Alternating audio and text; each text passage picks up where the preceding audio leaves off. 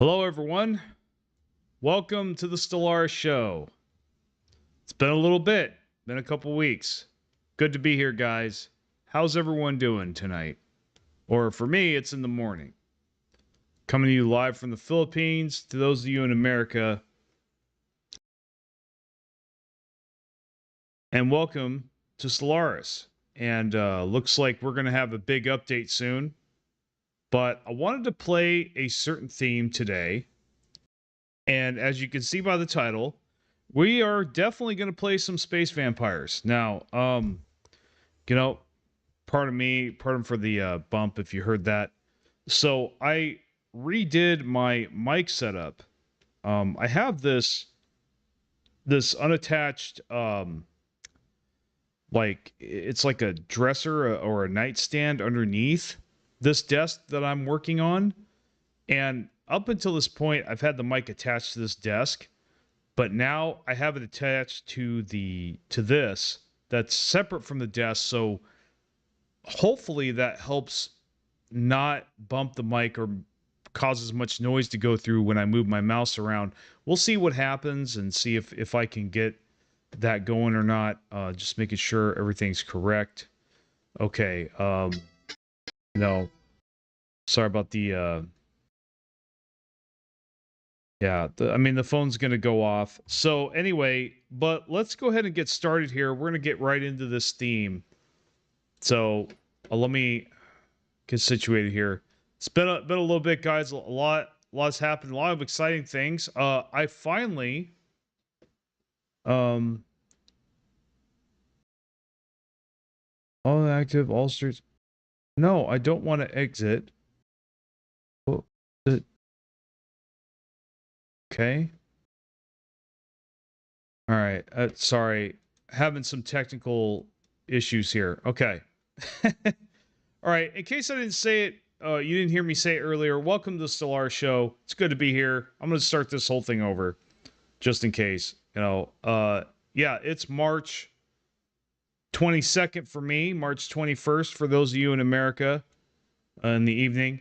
Hey, Celt Warriors on time. That's awesome, dude. Welcome, bro. I'm glad you can make it. Not giving you shit or anything, man. You're all good, dude. Oh, it does sound better. Awesome. Thank you. I sound better. I am better. I feel better, guys. I've been doing a lot of interpersonal work, and you have been getting regular uploads from me because thank God for this new format I'm on. It's working, guys. As you can see. Now, are my numbers perfect? No. Did I lose some people? I think so. I think I did lose some people. So my MOS, if you're referring to my military service, my MOS was 11 Charlie, which is infantry mortarman. But make no mistake about it, I was infantry. I was just an infantryman with a tube. That's all. I was infantryman with a little bit of artillery on my back. I was 60 millimeters also. Yeah, not removed enough from regular online infantry to even be noticeable.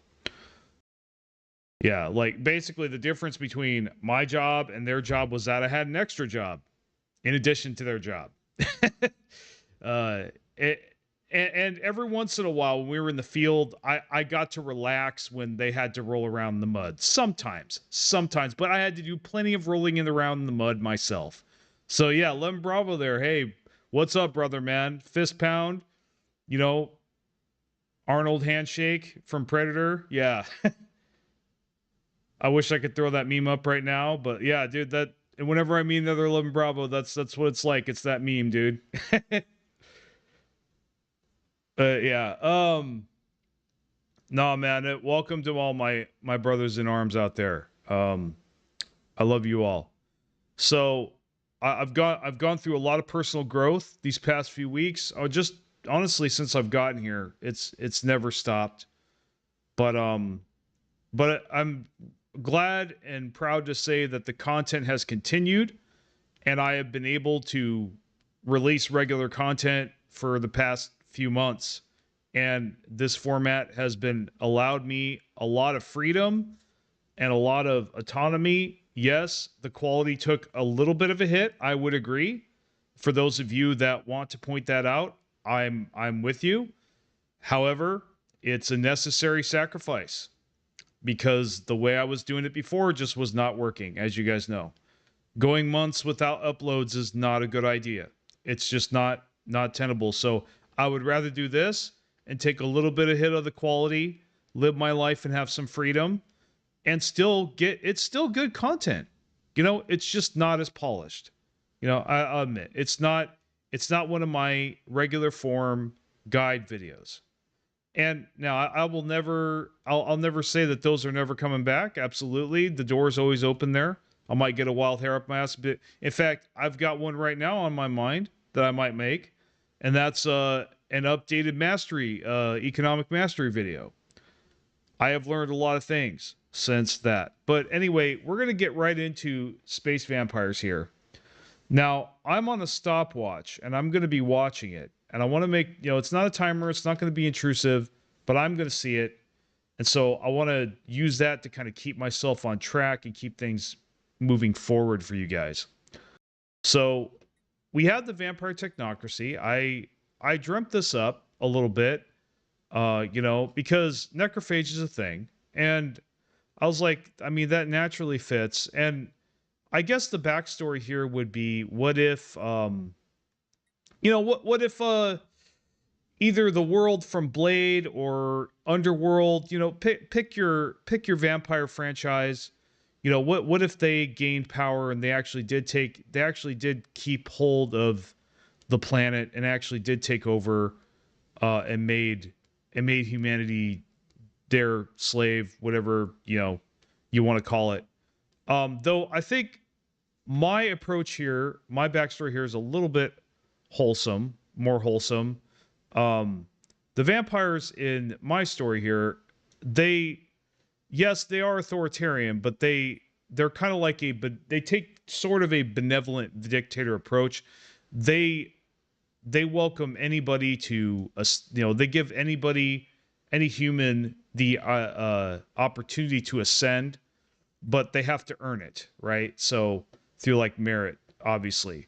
And these vampires, they believe in science above all other things, science and technology. And they just like, you saw, well, back when I was growing up, I saw the movie Blade, and those vampires they had pretty advanced technology in that movie. So it wasn't really like, it wasn't very archaic or anything like that. We weren't talking about medieval times. We were talking about modern times, So I guess let's kind of expand on that. And I think, we'll see.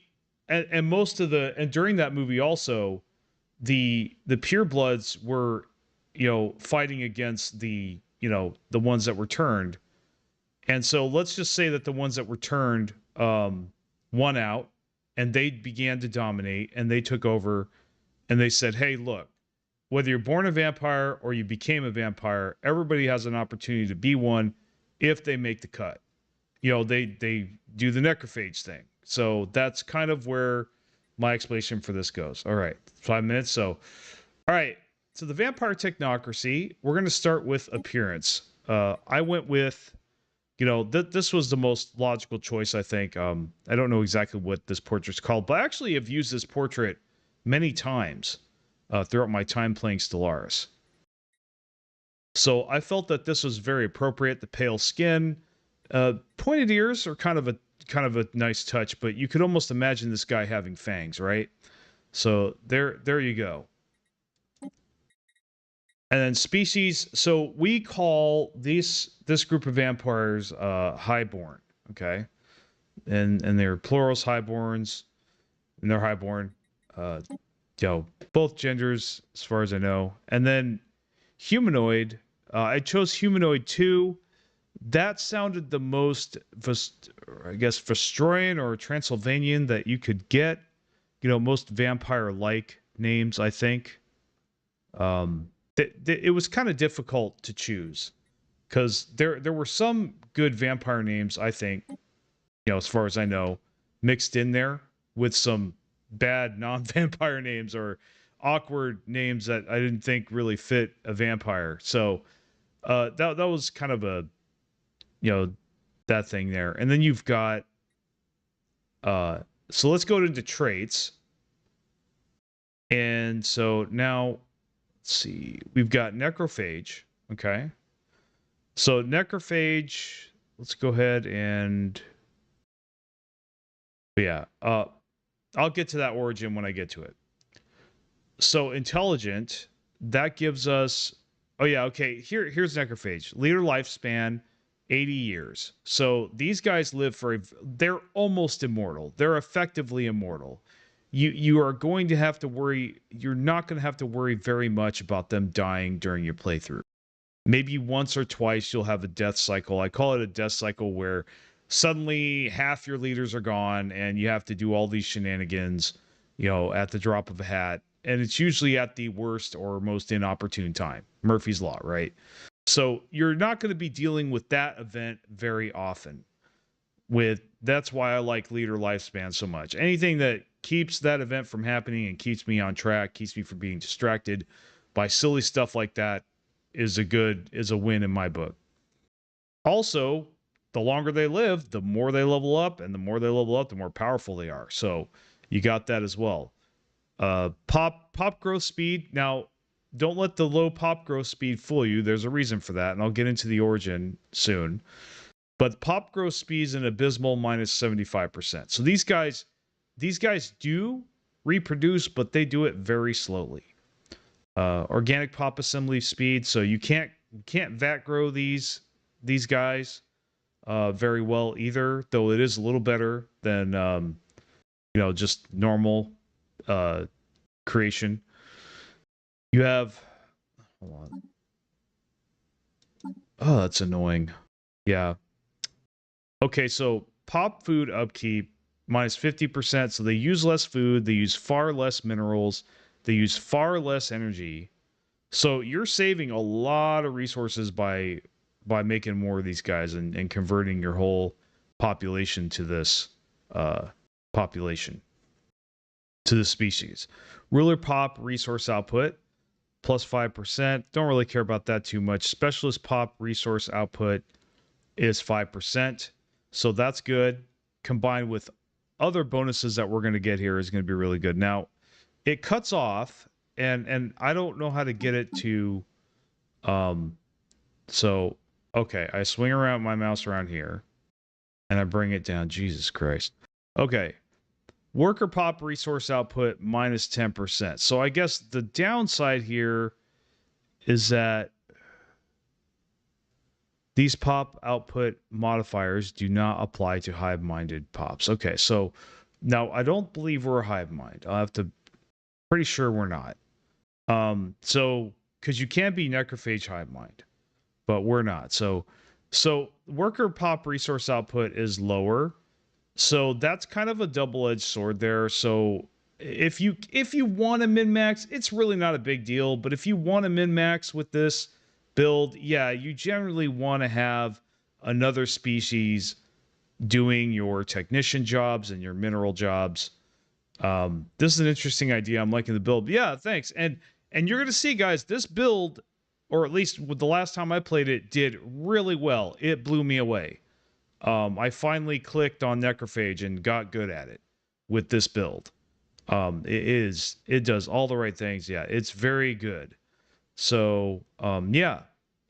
Anyway, that's necrophage. So intelligent, that's pretty standard, especially for this build, because it is, you say, technocracy. We are going to be banking hard on technology with this build. Absolutely. And we're going to be getting stupid amounts of Unity, whether we want to or not, if we're playing this correctly, which I did. And so Unity's never going to be a problem. In fact, if anything, and amenities also is going to be usually very good. You still want a holo theater, but you're not going to have much Unity problems the second you get that chamber of elevation. You're good to go. Natural engineers, more science. So banking hard on science. And then Unity just to amplify these stupid amounts of Unity that we're already going to get. So Now, decadent worker slave happiness is down and leader lifespan minus 10 years. I figured you're not even going to notice that because of the high lifespan that they already have. It's really not going to be noticeable. The happiness, we're going to be getting so much amenities that it's not going to be that big of a deal other than converting new species from different ethics. That's where it'll be kind of annoying. But you know what? No build is perfect, right? So that's the traits. Let's move on to appearance. Okay, so now this is the appearance of the pre-patent species. So when you pick necrophage, you have two different species. You've got the slave species, basically, and then you've got the master species. All right, so which is all the leaders and everything like that. So now I don't think this is an actually a slavery setup. It might be, but I believe I turned it off when I played. We'll look into that later. So we have so we picked just the standard human portrait here. Just standard generic human. You can pick anything you want. It's not a big deal. But anyway, I mean, any of these three humans will do. I just picked that one that time. And then species, human, humans, human. So kind of keeping with the theme. Though feel free to put your own spin on it, right? There's no rules here. This is just an idea I had. And then so humanoid, we have some similar vampire names or acolyte names. I think they're pretty good. So their traits, we got rapid breeders, so they reproduce real faster, which is good. Fleeting, we don't really care about their leader lifespan because they're not going to be leaders because only highborn can be leaders in our build. Maximum negative traits, more leader stuff. We really don't care. We're not going to feel any of these because they're not going to be leaders. Unity from jobs is really important because while they're acolytes and they're in the Chamber of Elevation, they are producing unity. So we will be getting a bonus from all of our Chamber of Elevations with this trait here. Conservation, they use consumer goods. This build does use consumer goods. Yes, I hate it. I hate consumer goods. I tell you guys that all the time. But, so this does soften the blow a little bit. All right, so see, name and class, we decided to just go with straight continental, earth, soul, to kind of keep up with the theme and the backstory that we're going for. So I don't know for sure. It's been a little bit since I looked at this, but I'm pretty sure I don't normally put a extensive backstory. I don't put my writing cap on for this. It's not what I play this game for. But so we chose what city did we choose? I think we chose Necroid City. Okay. So it's kind of a dark city. I mean, we could choose a humanoid city. I guess that would work. These are your more benevolent type of vampires, but they're still vampires. They're still pretty dark, I think. Don't let that fool you. They definitely they're still vampires. It's not like they're not like vampires of light or any of that crazy stuff. They do they are the kind that believe that they deserve dominion over humans, so they see them as lesser beings. So let's see. So yeah, we got the necrophage origin. So home world, Chamber of Elevation. So this is something you are going to want to build on most of your planets, at least in the beginning. Later on, you can get away without building them. In fact, you'll kind of want to back off of building these as much. At the very least, you will want a few planets that don't have these on it, producing human population so that you can have that available if other planets run out of this. So that's kind of the min-maxing micro there that you can do. Hopefully there's no buffering going on. My screen just buffered. So yeah, it says excellent connection. So species traits, necrophage, we already went over that. You start with 12 pre-patent pops. So that's really good. And then so yeah, you get extra population, extra workers, and that you can immediately put in a Chamber of Elevation. You get one by default. Guaranteed habitable worlds replaced with pre-FTL civilizations. Now, this is a good thing, but also a challenge at the same time. The challenge is your first two, and I don't understand why.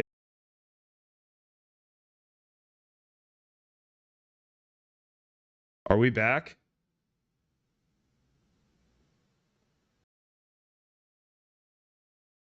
Hello, hello, hello. Are we back? Let's see. Okay, I think let me know if you can let me know if you can hear me. I'm back. My fucking computer crashed. But I'm surprised I can even come back. Wow. Okay, I'm back. That's good. Okay. I don't have to restart the stream. Sorry guys, I cut out. See, about that, I also forgot to tell you, I have the parts from Amazon. I believe I got to make sure today. I haven't got a chance yet, but I got my graphics card, came in the mail. Yeah, it's coming. It's coming. Don't worry. No, you. Wow. Yeah. Yeah, that's right. I was still going over it. Okay, so just give me sit tight for a few minutes, guys, while I unscrew this crap. You know, just give me a second. I don't. Yeah, just it's got to load. It's not a.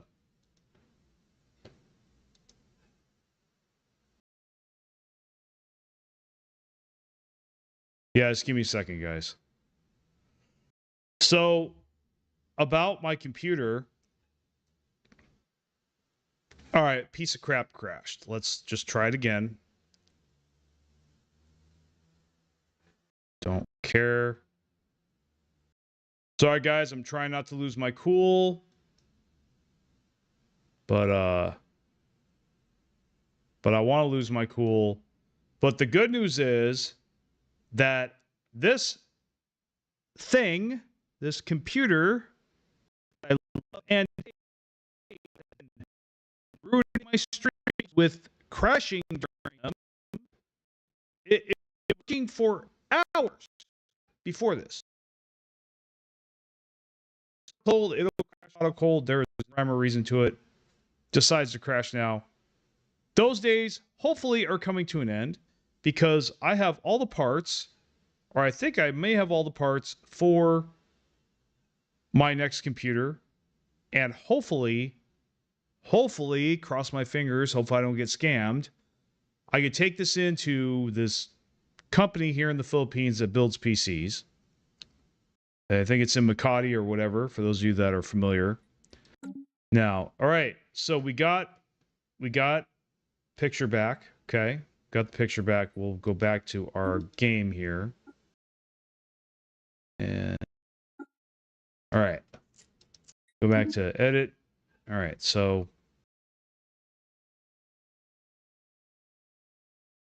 all right, can I play the game now?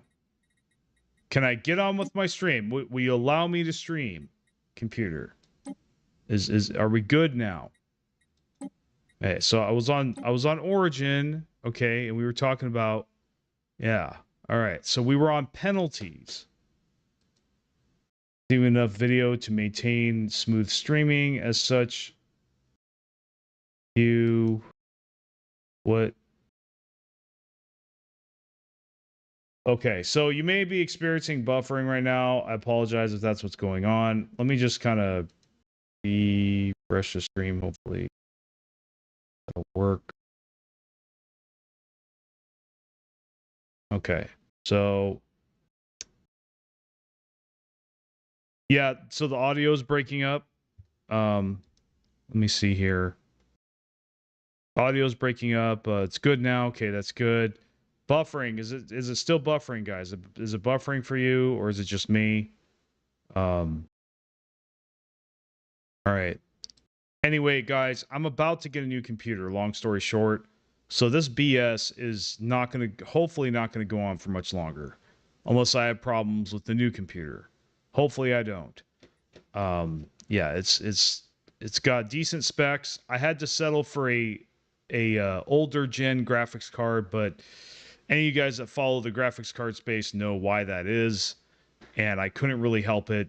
not without forking over a lot of money that I just did not want to. Not to mention, I don't want to pay Nvidia that kind of money anymore. They've kind of lost me as a dedicated customer. I actually wanted an Intel card, but anyway, we're not going to get into that right now. That we're focused on Stellaris. So let's get back on track here. Okay. Sorry about that, guys. Hopefully, I mean, I think I'm going to have to stream a couple more times with this computer, but my goal is not for much longer. I'm thinking next month I should have my new computer up and running and operational. So, though I will have to reset up everything, that's fine. I'll do it gladly to not have to deal with this shit anymore of it crashing on me all the time. And I don't know how long I'm gonna have. I'm just grateful that this computer is still functioning. Because I tell you, if it blew up on me right now, I think I need to be more grateful, guys. All right, gonna get to it. So the penalties. Only necrophage pops can be rulers or recruited as leaders. Okay, that's actually a plus. So you can't be xenophile. You can't be venetic egalitarian. You can't be machine intelligence. Okay, or you don't have machine intelligence. So you can be Gestalt, but you can't be machine. Not have Death Cult, Civic. Can't have empath. So if you're hive mind, you can't have empath. Basically can't do diplomacy very well. Permanent employment, and you can't. Your species type for the vampires can't be machine. So that's basically the origin there. So the government and ethics, you have. So I really like reanimators, so I picked that. You know, you basically deal with undead armies. They produce unity and they produce a lot of science. Now, they don't produce any engineering science, but they still produce a lot of physics and a lot of society. So I'll take any amount of science that I can get. So that really, it's overall just amazing. So, and they give you lots of naval capacity. So you build these up on your starting planets, you're getting a front-loaded naval capacity. So we're going to be building ships while we're doing Unity and while we're doing technology as well. So, and then you have technocracy. So, research alternatives +1, but then the politician jobs, which are going to be filled by these vampires, they're science directors, and they start with that expertise trait, whatever that means. But also researchers upkeep -2%. So it's pretty much that's kind of what we had to choose from. I really didn't have, there really wasn't much else here really that we could pick that really kind of fit what we were trying to do. So also we went with a imperial authority. Now, I don't know if we could have done oligarchic. Maybe we could have. If we did oligarchic, that might have allowed us to do other things. Mainly, now, let me see this. Oh, okay. So here is an option, and honestly, I'm almost wanting to take this instead. But see, you can take this as a third civic, meritocracy, okay? If you go oligarchic, you can get meritocracy, and that is a very good civic. So really, technocracy or meritocracy, whatever floats your boat. In this case, I really wanted to be imperial. You know, have an emperor, a leader that you know that doesn't die very often. And I hate elections, guys. I really do. I hate elections. That's the other reason I picked it. But if you're just going for pure stats, pure min-maxing, and you don't care about elections, feel free to go oligarchic. That also makes sense anyway. You know, vampire council, that kind of thing. That's been depicted in a lot of movies. But also the imperial also has, you know, one head vampire ruling everybody. You know, that's also been a thing as well. So whatever floats your boat, I think those are pretty much the solid. And meritocracy definitely could set it up for that as a third pick. In fact, I think I might have later on. I might have dropped Imperial and went with Oligarchic. I can't remember though. But I remember picking up Meritocracy or something similar. Maybe I didn't. Maybe I picked up something else instead. But anyway, it might have been Vaults of Knowledge. I don't know. So I forgot what my third Civic is going to be. That is really up to your discretion. But these Reanimators, Technocracy, I highly recommend that. So those are the two different ways to play. Authoritarian and Fanatic Materialist. So basically, you're going to have... sorry, I'm looking at my other screen here. And there's a siren. Yeah, I live in a city, so you're going to hear it once in a while. Not like before when I was living in Las Vegas. Oh, I'm so glad I'm out of that place, guys. I really am. I'm so glad I'm out of Las Vegas. I don't think the forces that be trying to say this without sounding, I mean, I'm not religious, but I'm thankful. I try to be as thankful as I can every day. I try to remind myself how grateful I am that I'm not there anymore in that situation. So, anyway, Fanatic Materialist is definitely what we want. So we're going to be working with robots. So robots are no sweat. We got Authoritarian, allows us to have slaves and all that, good stuff. And worker pop output. So that's going to offset the negative bonus of the vampires working those jobs. And then research speed 10% is definitely going to be good. So I combine all these things together, and that worked really well. So we're going to go ahead and advisor voice Authoritarian. The weak govern, the strong rule. I mean, that sounds like a vampire if I ever heard one. So you could just go with that. That's a sure thing. And then empire name, the vampire technocracy, objective vampire. And then the flag, I mean, whatever you want to do. But I decided that something dark, but also technological. The pyramid's pretty, it's geometry. So you got some geometry here and happy clouds and things like that. Just kidding. Not Bob Ross. But anyway, yeah. So flag doesn't matter too much, obviously. So I picked mammalian. That's actually kind of my favorite ship type when it comes to like humanoids. So, but you just do whatever you want. The reason I kind of like mammalian is because I think they most resemble the Imperium of Man from Warhammer 40k, and I'm a huge Warhammer 40k fan if you didn't know. So, yeah, but really, ship appearance is your preference. I mean, if I really wanted to get in line with vampires, I'd probably just pick Necroid, right? So, I mean, you could do that. It's really up to you though. So, actually, probably could just do. Yeah, no. We'll keep it the way it is. So ruler appearance. I picked color variant 1, clothing 5. I named the title High Lord, and then female High Lady, and then Blaren. I mean, but and no backstory. You can put one in, sure, whatever. We have charisma, so vampires are very charismatic, and also this is arguably possibly the best leader trait that you can get.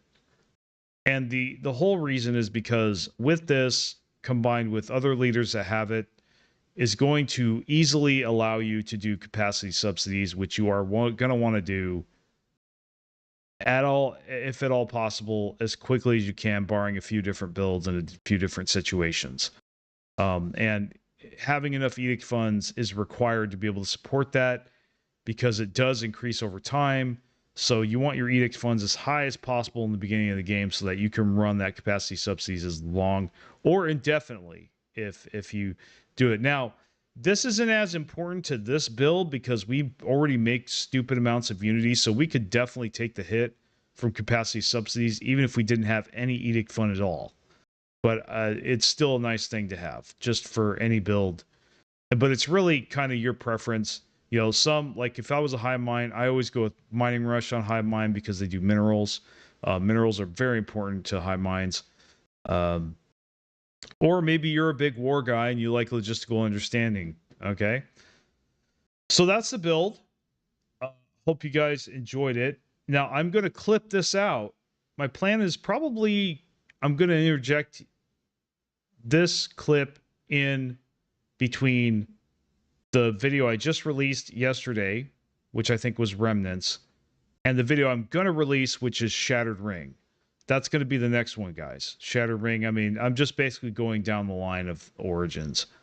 But I think it'd be good to mix it up for once and try to come up with something with a little bit more time on it. So you guys are like, man, these are all just 4 or 5 minute videos. What the hell? And half of them is a announcement. I want to, not bore you guys with that. So, the Origins need to come out, but so my plan on the Origins, just to let you guys know, is once I get them all done, and this is long term, once I get all of them released, then I'm going to put them together in a compilation naturally and make one big video out of it with all of them starring together, all the announcements cut out of it other than the very end. And that will be, it's an official, Origin tier list video that hopefully you guys will enjoy and give me watch time on. I never know what a video is going to do when I release it. So I'm going to go put that all together, kind of like I did with my tutorial series. Very similar. I'm going to put that together and make a big long form video out of it, or as long as I can. So that's my plan for the Origin series that I've been doing. And then, but I want to mix it in with something like this. I think this is going to be my trial theme build run with this format. I think if I can take this, what I just said here, and clip that, edit it, and then put it up there, I think this could make a decent theme build video. It's just not going to be as polished, but you know what? I'm starting to see now that a lot of you guys don't give an F. And I only don't swear because try not to swear because I'm going to have to edit it out later anyway. So I'd rather just not do the extra work and just not swear if I can help it. But I think a lot of you guys don't care. You care about the content, what I say, and some of you do, and that's fine. Like I said, I'm going to do my best. So anyway, let's launch this puppy. So we're playing on Commodore. I actually beat the game on Commodore last time. So that's kind of my limit. I have tried Admiral before. I have not beaten Admiral yet, legitimately, without a gimmick of some kind or whatever, or an exploit. It's very difficult to do, or without being vassalized. That's kind of my goal, is to win a game on Admiral or Grand Admiral where I didn't get vassalized, I didn't get taken over, and I actually achieved victory. Legitimately, without some kind of, gimmicky exploit or something like that. I'm not trying to say I'm better than everybody else. I'm just, it's a goal of mine. I would like to have that achievement, right? So, but anyway, here we go. And so let's go ahead and set our research. So right away, now unfortunately there's no resource tech here. So really the best thing we can do is pick that. That is going to have the biggest impact on our ships immediately. Our ships are going to be tougher than the enemies right out the gate. So that's going to be good. Hydroponics farming, gonna have to pick that right out the gate. That's just not negotiable. Not really.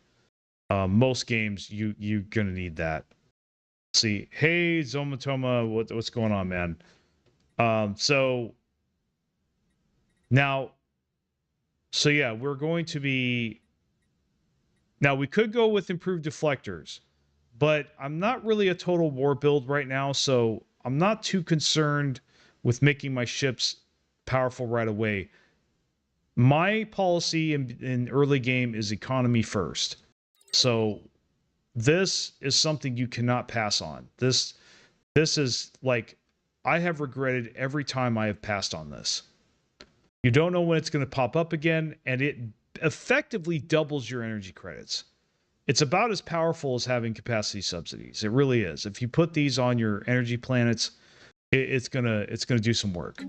So, and it's gonna save your butt, really. So, and you can upgrade it later on to make it even more powerful. So, oh, looks like we got 9 concurrent viewers. That's cool, and that's the second it's gonna tank, but that's okay. I like having you guys around, man. I really appreciate you guys turning out. It's really cool. So we're going to put this guy. Now, something I like to do, I'm doing a little bit differently. I like to I've been microing my science ships more and more. The reason for that is I really hate it when they go into areas that are useless to me, like another empire's territory. I wish they would take a look at that, but they never will. So, thanks for the super chat. Let's see. So we got, and we're just going to go ahead and make another science ship right away. Because actually what we're going to have to do, see, this is going to have a pre-FTL civilization on it. We're going to have to make armies. In fact, we might as well just start doing that now. And so now the other cool thing about having reanimators is that we can make undead armies for energy credits instead of minerals. So we can build our buildings and afford armies at the same time. Not to mention the undead armies are a little bit more powerful. And they're, yeah, so we'll just go ahead and do that. Let it go there. And actually, we need to go to our construction ship and auto. There we go.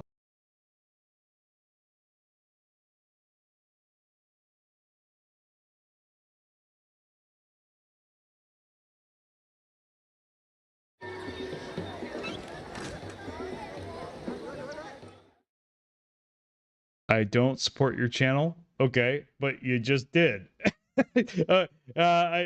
That might have been a typo. It sounds like it might have been. You said donut, maybe. Don't worry about it, man. I get you, dude. So yeah, see, as you can see, there's a pre-FTL civilization. And so we're going to play this a little bit, guys. I just wanted to introduce you to the build. Construction complete. So what origin did I choose? Necrophage. This is for vampires. I mean, can you really pick anything else when you're doing vampires? I mean, it's kind of required, I would think. Kind of hard to do vampires without doing that origin, I would think. So construction complete. Let's go ahead and pause. So I basically 9 times out of 10 now, like I said, economy first, 100%. Like min-max economy first before anything else. So we got a transport ship here. We're going to be colonizing that, so we might as well just send these guys over. And so he's done building mining stations, so we'll go over there. Now, depending on what I find in these systems, it looks like we've got some minerals, so I don't think I need to make a mineral district. So I think what I'll do is we're running low on consumer goods already. I think we probably need to make an industrial district, or at least actually we could just make a civilian industries. Actually, more and more with the consumer good empires, I've just been making my empire capital a factory world. Pretty much. It's usually what ends up happening, honestly. So I guess we could just do that from the get-go. Just make it a factory science world. Council agenda ready. I'm not going to like how little alloys I'm going to have, but it's kind of a trade-off in the beginning. So basically, evolving society, I think overall that's like an S tier council agenda. It provides so much value. It almost doubles your unity. It's ridiculous. So don't care about that. So that's 12 months, huh? Okay. So yeah, we're gonna definitely need to purchase another another district. Well, no, actually, yeah, we're gonna do civilian industries. There we go.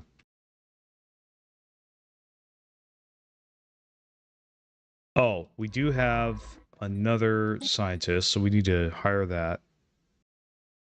Voidcraft. Oh, we are so hiring this guy. And then what we're gonna do with our government.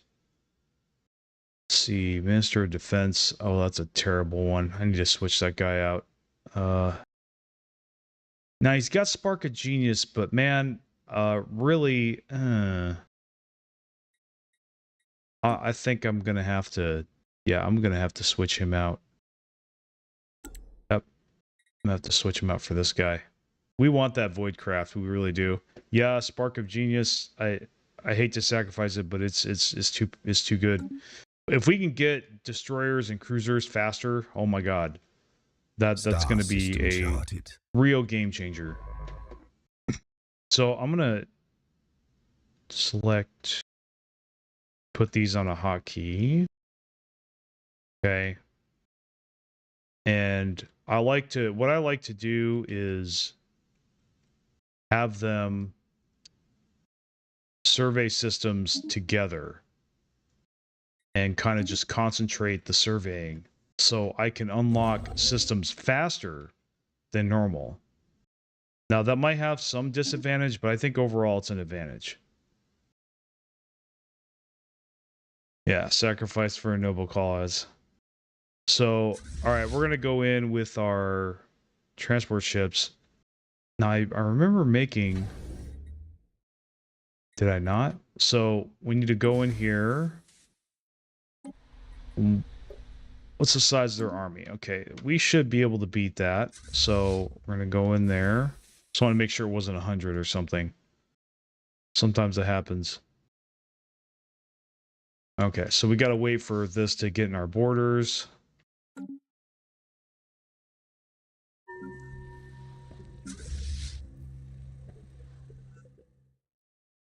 Construction complete. Why did you deselect my transport army? I didn't tell you to do that.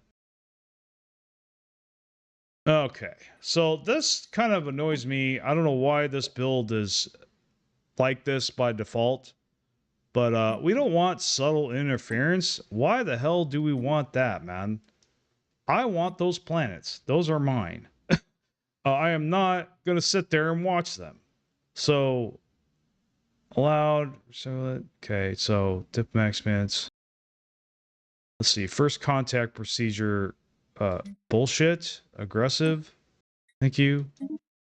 And then let's do that. Land armies. There we go. Give me that planet, please. Planetary invasion commenced. So we got... Now, the first thing I normally do is building speed. Because the faster we get those buildings, the faster we get those resources. And that's going to be good.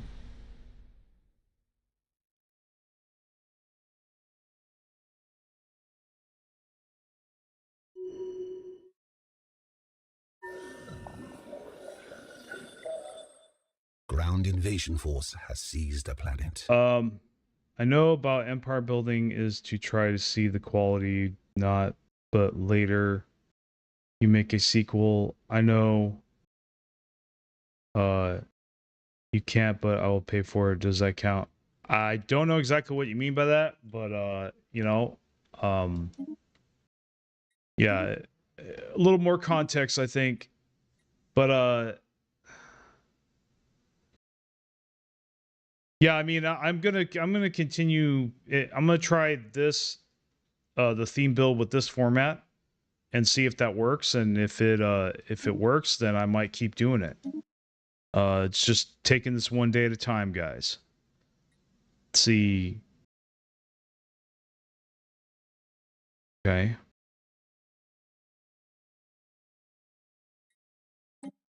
Whatever. All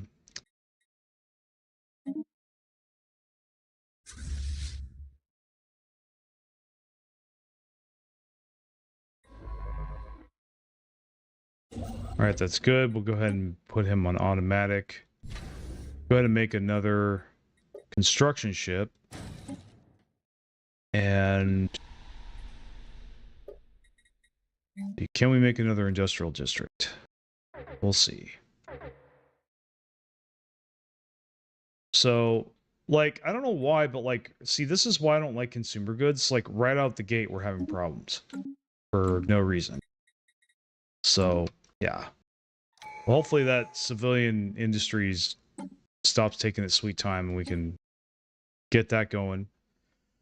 So we got so we'll go with charisma 2.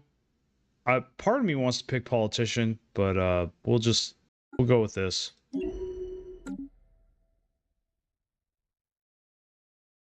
Now, something we can do here, I think actually would be prudent to put a commander on here. Now, the reason that is because he's going to put soldier jobs automatically on this planet, and this jerk of a planet, this stupid stellar culture shock thing, which I wish was not a thing, is going to try to make them rebel at some point. So I am going to have soldiers on that planet so I can do crackdown instead of having to give them more consumer goods. Oh, okay. You know what, man? That was my pleasure, dude. You don't need to pay me nothing for that, man. I'm good, dude. Yeah, playing it was my pleasure, and sadly, man, I got to tell you that game did not end well, and it took a long time for it not to end well. It was a big L. I actually got in the heat of a moment. I almost quit Stellaris, guys, over that game. I was almost like, yeah, I'm actually done now. But I thought more about it. I cooled off, and I was like, all right, you know what? It's fine. We'll at least see how the next iteration plays out. The thing of it is, though, they're just going to take out pops. I mean, they're just going to change pops. They're not going to change the warfare system or any of the other things that really irritated me about. That's really been irritating me about Stellaris lately. So, yeah, I don't know. I mean, but you know what? I mean, I'm cool with playing this for you guys, but also, however, I do at some point want to start covering other games. I know I've said that in the past. Now that I have this new format, I think I could easily do that and sprinkle in some other games here and there in between this. Yeah, I mean, but yeah. Yeah, I mean, it's a good build, man. Your build was a good build. I think I'm confident, honestly, if I played it again and I got a better map, that I would dominate. I almost did. I almost overcame that Federation, man. It was very frustrating, dude. I fought them 2 times. The first one was a status quo. I couldn't destroy their army and they couldn't destroy mine.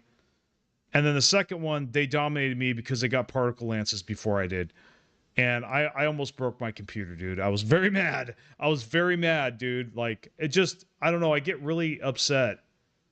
I do. I'm only human. I get really upset when I'm a bad loser. I get really upset when I lose for things that are outside my control. You know, when it really, I don't really feel like I made any mistakes, and it was just RNG that I lost.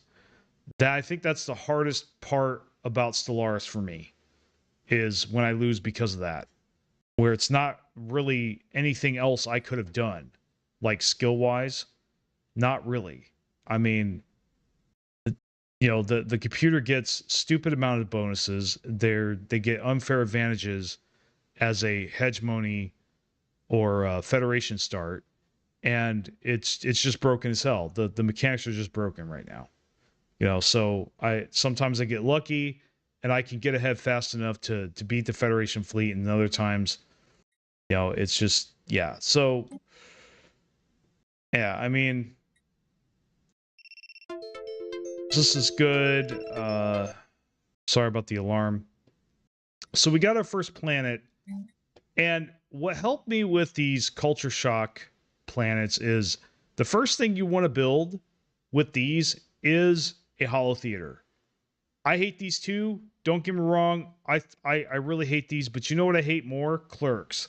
So this keeps me from having clerks, and it's way more effective. So, and you can upgrade it. So yeah, do more for less.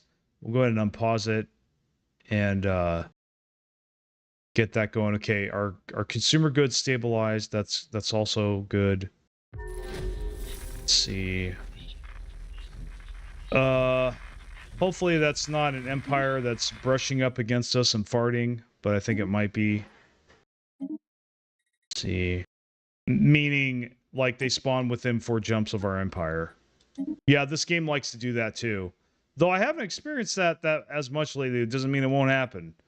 And it may have very well happened here. Also could spawn next to a determined exterminator or something, or a fanatic purifier. That's been happening a lot lately. That's usually an L when that happens. It's like a flip of a coin whether I win that one or not. It is what it is. And so this is definitely going to be a generator world for sure. Though I'm not going to be afraid to put other things on it until I can actually, you know. Let's see. Actually, wait. All right, so we'll just... Will you stop with the pop-ups? Oh my god, don't care. You know, I've been so tempted lately to auto-pick traits. I really have. Skirmisher is good. We'll go with that.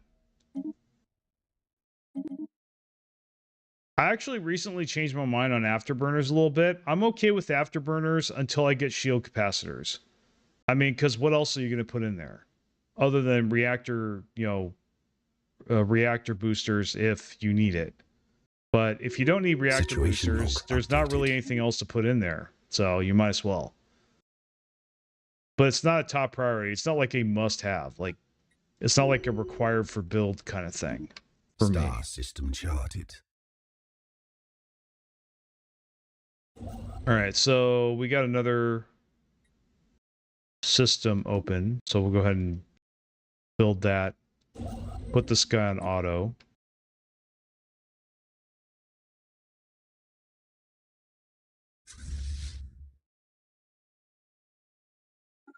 Park that back at the base.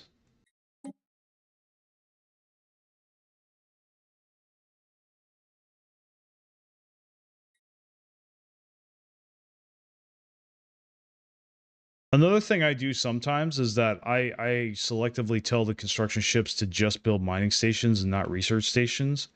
Because research stations are kind of a drain, at least in the beginning. Even though they add up later. Construction complete. Okay, so... But this here... Why does he have no orders? Survey the system, please. Survey that system. Let's see. So is this a... Okay, that has hit point, or that has hit points, so, or has a fleet power, so it's not a science ship, so I don't think it's another empire. Construction That's good. complete. Star system charted. Well, thank you, brother. I appreciate it, for sure. So we got Spark of Genius. We'll go ahead and pick that one.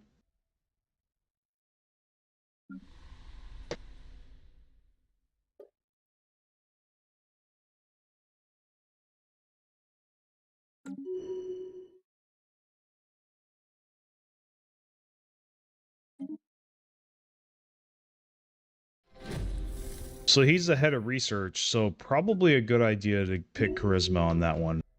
So that we can get some more Edict funds. Let's see. Okay. Yeah, it's been really good hanging out with you guys today.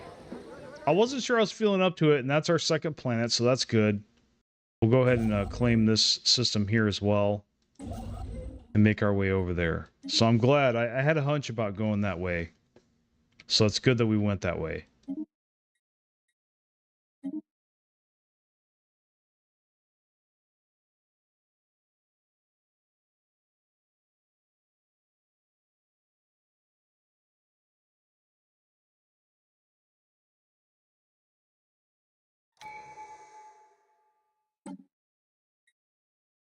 Okay, so we've got, yep, we'll go with administrative operations. Don't really care about housing right now.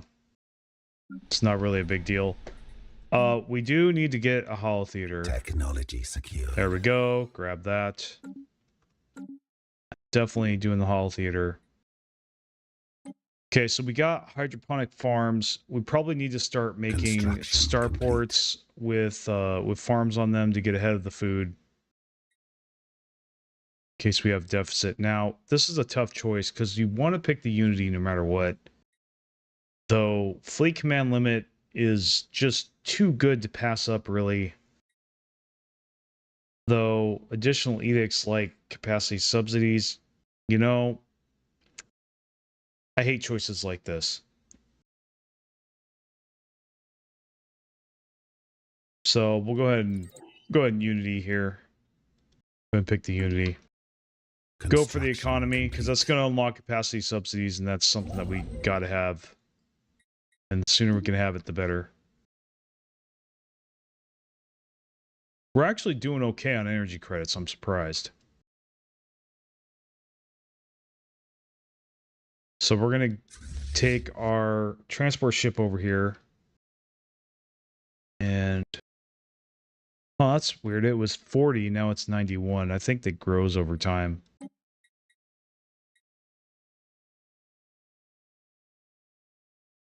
Okay, so let's go ahead and I'm actually going to make a third science vessel. But I got to be careful not to go too low on Unity.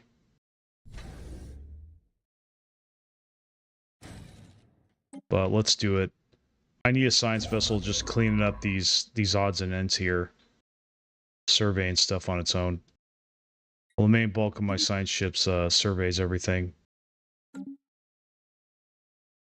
So we'll go ahead and go this way. We shouldn't run into an empire here, so if anything, there's going to be an empire here. Complete. But if we go here, the chances are we're going to run into an empire, so... I mean, you don't know, but, I mean, all you can do... Best thing you can do is just make educated guesses. So we'll go ahead and move this here as well. Our transport ship is moving up. Complete.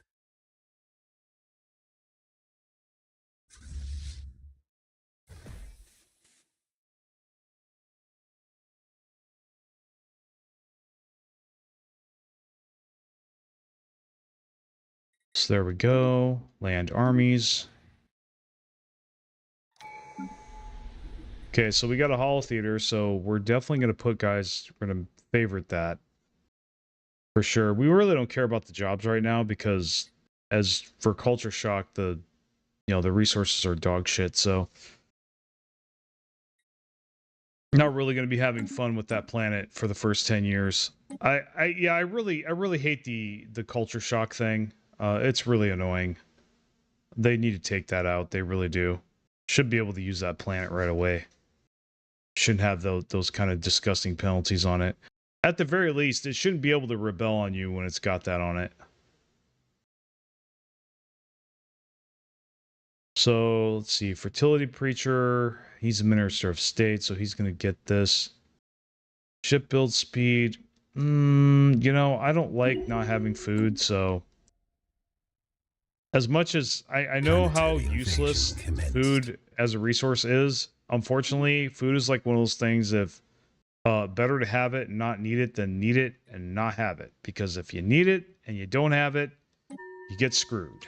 And I've gotten screwed by food so many times you have no idea. Not saying that I should overdo it or float too much, obviously, but I'll try to cut as much as I can out, but yeah, I mean, I would rather have too much food than too little, for sure. Be a little less optimal than be eliminated Ground and invasion bankrupt. force has seized a planet. So we got that planet. That's good. Can we put a holo theater on there right away? No, we're still kind of stinking with the minerals here. Go ahead and move this. Wait, no. So he's all right. He's building mining stations. That's good. Construction complete. And we'll move him back to base. So that guy's roaming through our territory.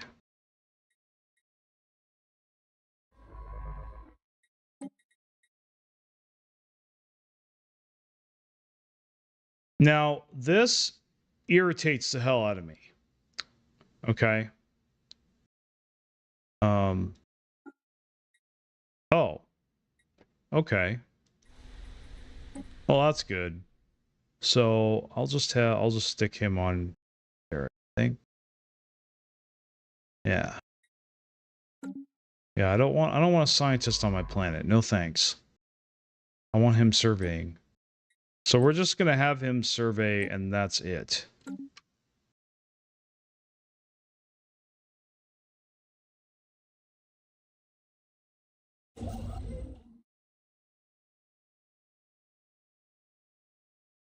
Construction complete. Looks like they're going to be a good generator world too, so we'll just set it to that and wait for the holo theater to open up.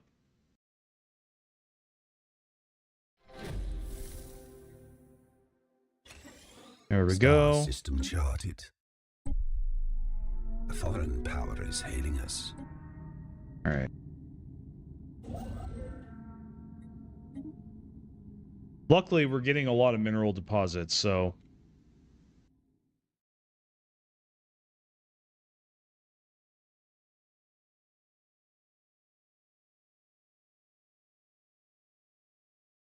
I don't know exactly what you're saying, dude, but it sounds interesting.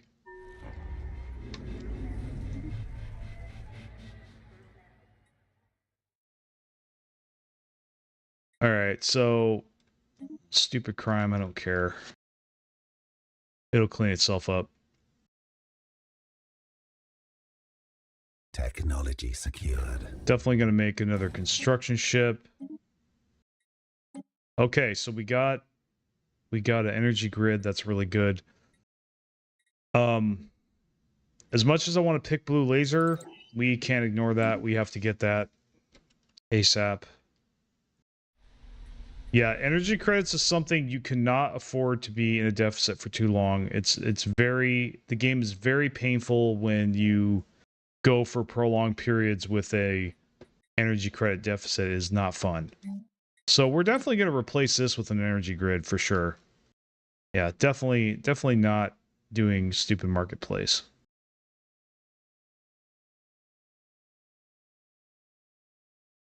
Oh, okay, so this species, most likely we're going to do genetic, most likely. Not really interested in cybernetic. Construction complete. The reason I tend to gravitate towards biological or genetic ascension is because I love Space Marines, but not just that, and they're really cool, but not just that though.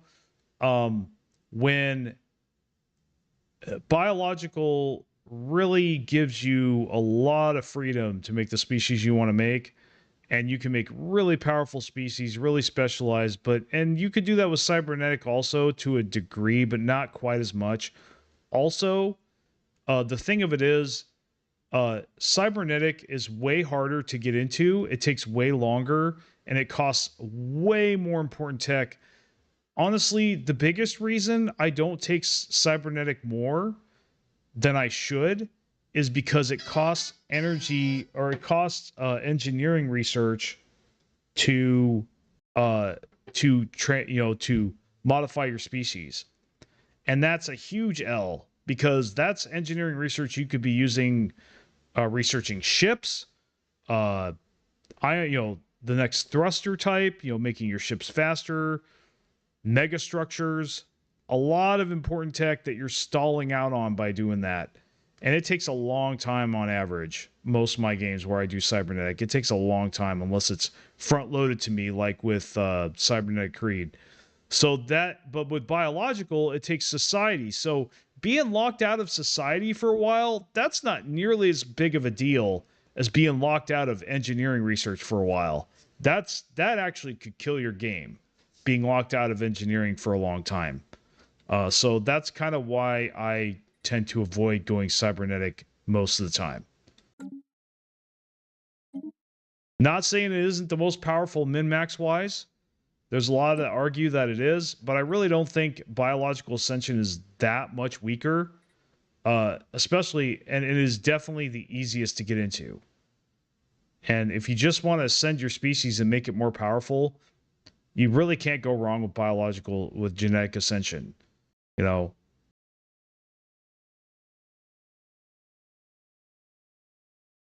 Now there is psionic ascension. Now, if I found Teachers of the Shroud, that is a possibility. In fact, I might have done that the last time. But we'll see. If I can find a Teachers of the Shroud right away, a Shroud portal, whatever, then I would probably go for it. So we're definitely going to get that. I'd love to get the better weapons, but really, I think we can be okay until later. Because, like I said, economy first. And so these have no orders. We'll go ahead and survey some more systems.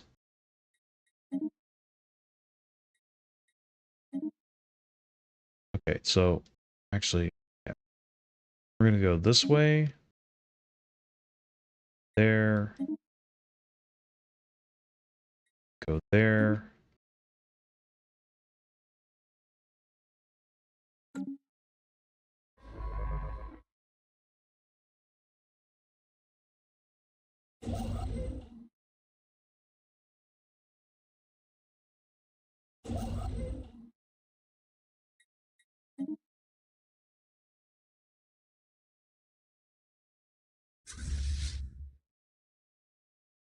Yeah, my undead army keeps growing. That's cool. I like that.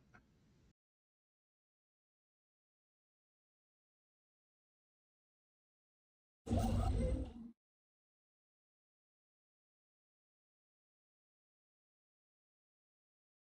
see, is there anything else we can build?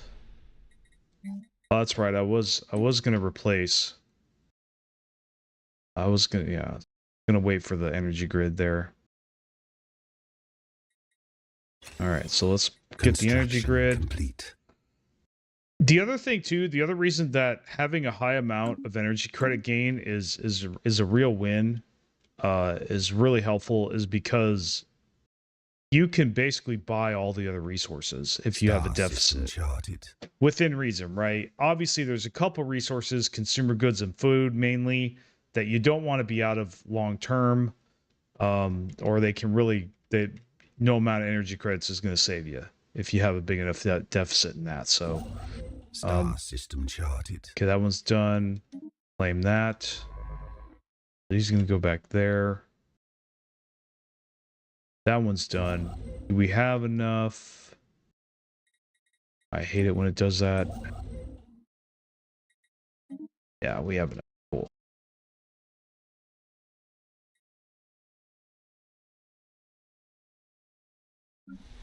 Looks like we have enough for another.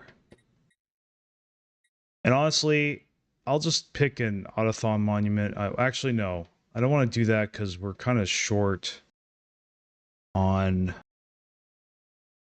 consumer goods. So we'll go ahead and go to Earth, and we're gonna make another industrial district as soon as possible.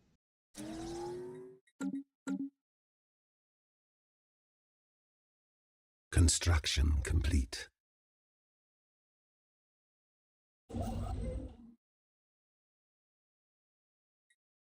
So we'll go ahead and have him auto construct.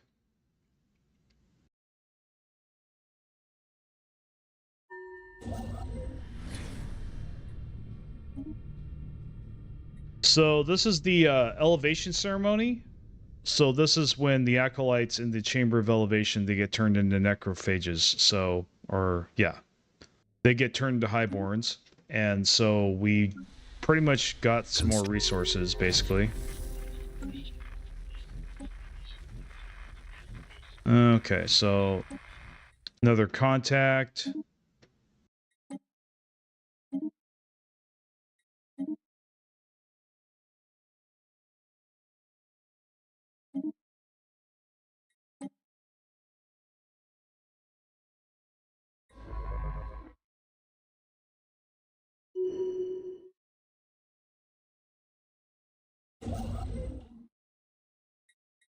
Now this has got a few planets on it, but none of them that I really care about. Hopefully we get some more pre-sapients and they'll give us some habitability. Construction complete.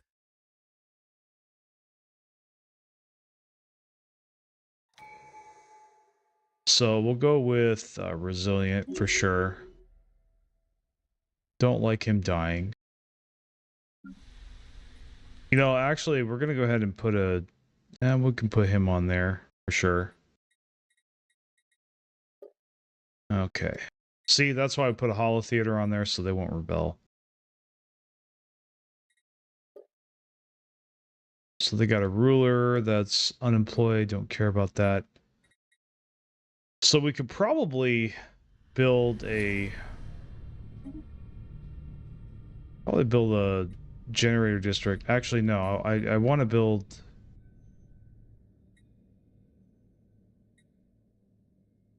Chamber of elevation. Oh, let's look at chamber of elevation. There we go. So now we can't build one yet because of culture shock. Okay, it does take consumer goods. That's annoying. So we're just going to go ahead and go with generator district for now. So they keep their workers hired.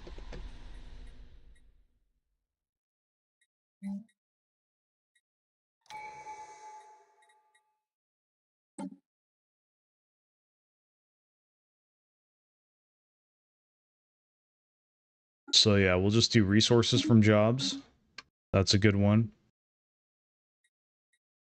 Our Unity's pretty abysmal right now, but we'll fix that eventually. Once we get our industrial district up. And we'll go ahead and... You know what? We got some energy credits. We'll go ahead and buy some minerals so we can build some things. One of the things we're going to build is the Autothon Monument. We're going to go ahead and get that going. I think actually we're going to build another industrial district here also. Get that started. And definitely claim... we need 8 more influence, all right. Oh, that's got minerals on it. Technology secured. We do want to claim as many plants as we can because we'll be terraforming them later. Making them more habitable for us. So definitely food is fine. Go with that. Speaking of which, we do need to make some more star bases. So we can only make 3 right now, so we'll go ahead and just put 2 here.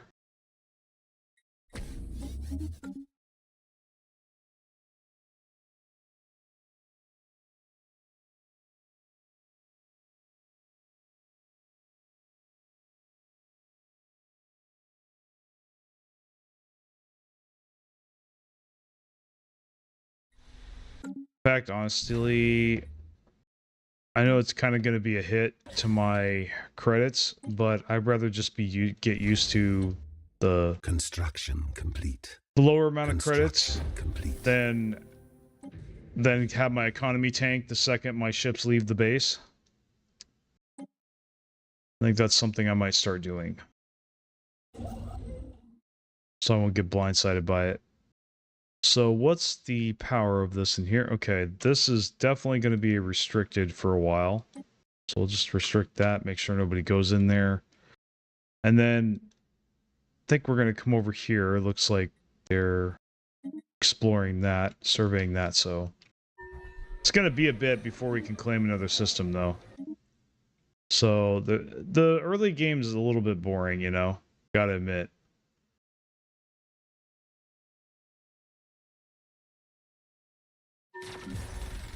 So probably could build another generator district. Absolutely.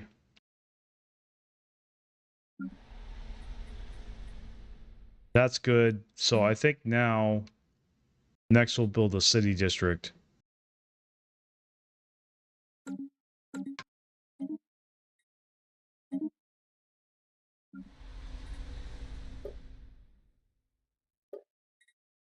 Okay, so enough of this.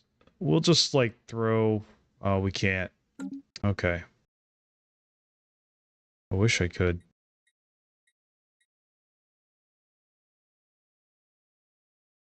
307. There, we'll upgrade the capital there to planetary administration. Complete. That's going to be good. So, Starbase finished. Yeah, we're going to get rid of that trade hub. Screw that. And put a shipyard in there. Now, when we meet another empire, we're going to start pumping out ships immediately. Not going to mess around. We'll just... For talent, yeah, we'll pick fertility preacher.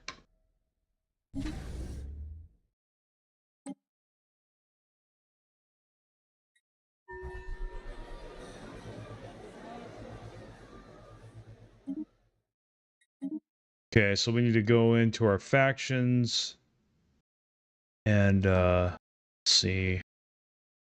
They're both happy, so as long as they're happy, I don't mind, but the ones that are below 60%, those get suppressed.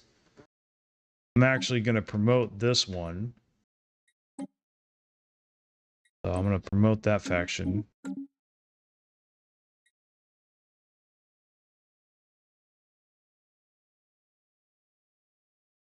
Construction complete.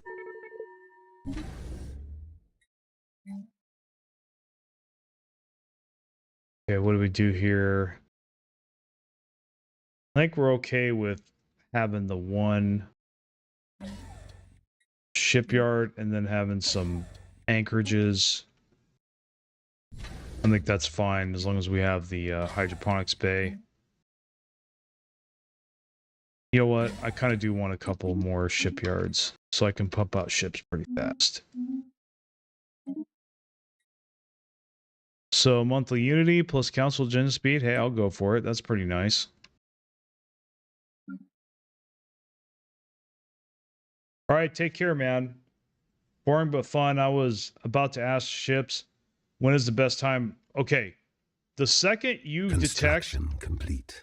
the second you meet your first empire, like either you see a science ship near your territory, or you get a first contact and it's pretty obvious that that first contact's another empire, or you see, the second you see a system owned by another empire near your border or at all, that is when you move. That is when you hit that button. That is when you start spamming ships and you just spam, spam, spam, and you don't stop. You don't stop. That's when you start pumping out the ships. Until then, you don't need to make any ships. It's just going to drag your economy. You just want, but you want to build up. So the second you see that, you know, this is min-maxing here a little bit, but the second you see that, you've got the shipyards, just like I set up to just pump out ships the second you see another empire, because you don't know what that another empire is going to be. Could be a determined exterminator, could be a purifier for all you know, or another belligerent bully. And if you don't have any ships, when you make first contact with them, they are very liable, and they almost always do try to go to war with you and vassalize you before you're ready. So, yeah. So the answer is, the second you notice another empire exists, that's when you start pumping ships. At least until you figure out how strong the empire is and that you're stronger than they are. And then you can let up a little bit. But until then, until you see them Until you see it be equivalent in fleet power or less or inferior, I would not pump out. I would not stop pumping out ships from that point on. Yeah. Well, one of the big problems I have with this game, and this issue came up last game that I lost. Basically, if they have more fleet power than you, they will always win. The one with more fleet power always wins. It's a numbers game. There's no strategy involved. I can't like out. Basically, I can't outplay. Not really. I can't really outplay someone with a bigger fleet than me, unless they make a big mistake. Like now, I have pulled off games where I've let them string themselves out in my territory and then pick them off one by one. You can do that, but when it comes to a big fuck off Federation fleet that has a massive amount of fleet power and it's basically the fleets, you got a fleet there that's way bigger than yours. Your only options are to either run away from that fleet or try to go around it, because you're not going to beat it. Just because of that number. 9 times out of 10. Now, every once in a while, there's some counter at play, or it can be countered, but usually I can count on one hand the times that I've counted the computer. Doing that. Where I can count on one hand the times where I've seen myself have a lesser number than theirs, go up against them and still win. Or have a lesser number than theirs, go up against them and still win. 9 times out of 10, I lose, no matter what my comp is. Like I've had, they could have, like I said, there's always exceptions, right? And the problem with counterplay too, and then I'll move on after this and get back to the game, is basically counterplay is very difficult to control in this game because you have to research text first, and then you got to put them on your ships. Well, you have no control when those texts show up. So you could be facing a fleet, not to mention intel gain is abysmal in this game and abysmally slow. So you really don't have any time to counter them. You either counter them or you don't. You're either lucky or you're not. If they don't have, unless you have the technology and the means to stop them already, to counter them already, you're basically dead in the water. And the other thing too is, why would I spend precious tech and resources getting every single weapon type when I could be getting different techs that'll further my empire and give me a better chance at winning? Yeah, it's very rare. I've seen it happen too. I've seen it too. But it's very hard to control and you can't replicate it. It's a very rare event. It is, now the 1 or 2% of players be like, oh, well, you could do that easily. Okay, man, I'm not talking about you, dude. And what you do, that's fine. I'm not talking about those players. I'm talking about the average player, the average guy. Or not even average guy. Like, you could be above average. Like, these rules will still apply. Generally, when you've got a doom stack and, you've got a doom stack with that number that's way higher than yours, it is very difficult to get what you want out of a war when you're facing that. Yeah, I mean, so that's the thing. And the other thing too is that I have found the only thing I've found to counter even remotely the computer's standard frigate spam is basically do carrier, battleships. Carrier battleships with X-slot weapons. That is the ultimate counter to the AI's endgame build. That is basically what you have to do. If you don't do that, they will wreck your shit every time, unless you spam Corvettes. But honestly, I guess I have never, every time I've ever dabbled or tried to spam Corvettes, I just felt like I was grossly wasting my resources and having to spend a lot more resources for a lot less gain than if I had just made battleships or cruisers, So, all right, enough of that. Let's get back to the game. Little mini rant there, but yeah. So it's yeah, very critical that you stay ahead in fleet power of your empire if you even want a chance at beating it, especially at this difficulty. You cannot mess around at all. Do it at your own peril, basically.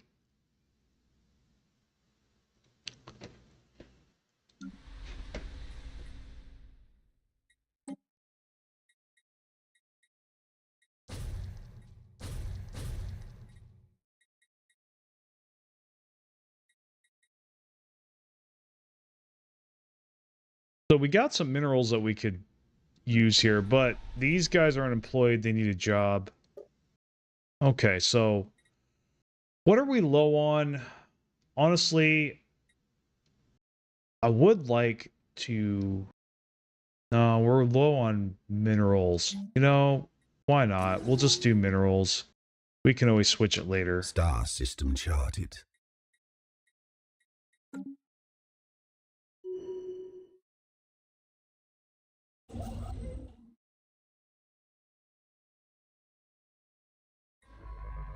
Okay, so they got no orders. Let's go ahead and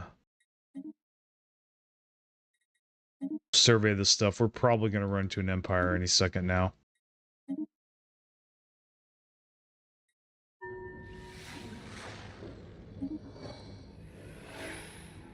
Okay, order restored. That's good.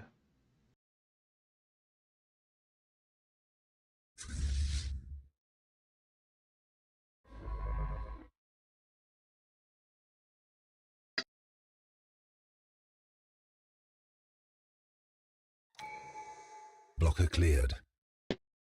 Oh, let's see. By the way, I played an interesting build, but it's kind of falling apart right now. I tried Shattered Ring, and I tried it with Astro Mining Drones, and it actually kicked ass at first. It did really well, but then the second I made a mistake of picking Driven Assimilator, and the second I started taking Empires over, that's when I started having a lot of problems. So I might have to do that again without the Driven Assimilator. I'm open to trying it again. I see a lot of potential there, but it is really tricky, and I think really technology secured. I don't think you can really do astro mining drones without doing a single system or building very tall, put it that way. But technically you're really wide, but system wise, planet wise, you're very tall. So it's kind of weird, right? Because you want a lot of systems, obviously, for all the mining stations that you're going to need for your economy, but you only want a few handful of planets, right? So that was my experience thus far. So yeah, out of all these, definitely gonna get the weapon. So I guess we're going lasers, guys. And kind of, I have started to just pick whatever weapon gets thrown at me first. Um, I actually have been picking lasers lately, and it really doesn't matter, honestly. I mean, I go for autocannons if I can get it, but honestly, the big ticket is carriers. It really don't matter what other weapon you have. That'll get you until you can get carriers. You want to get carriers as soon as possible. You want to get strike craft as soon as possible. That is where the magic happens. And then X-Lot weapons after that, just like the old meta, it's no different. X-Lot weapons are still king. If you don't got them and the enemy has them, you're gonna lose. It's that simple. And I hope someday it stops being like that. I think it's really dumb how I can vastly outnumber some battleships with my cruisers and still lose because they have X-Lot weapons. So construction complete. Yeah.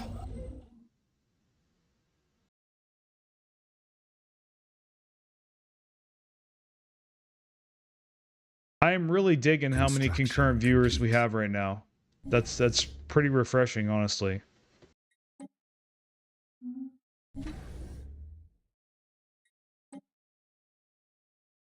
Construction complete. Okay, this one can be upgraded. That's good. Let's go ahead and fork over the credits for that. Get that started right away. Now, one thing I am going to have to do here, I don't need to do it right now, but I am definitely going to have to... Actually, is this out of culture shock? Oh, it is. Okay, then we definitely need to make another city district and get a chamber of elevation on here, or we're going to have a bad time. Yeah, you want to stay on top of that. You want all your planets in the beginning at least to have a chamber of elevation on it for your vampires. You know, let's see, we've got, okay, so that still has culture shock. Got about 3 years on it. That's lame.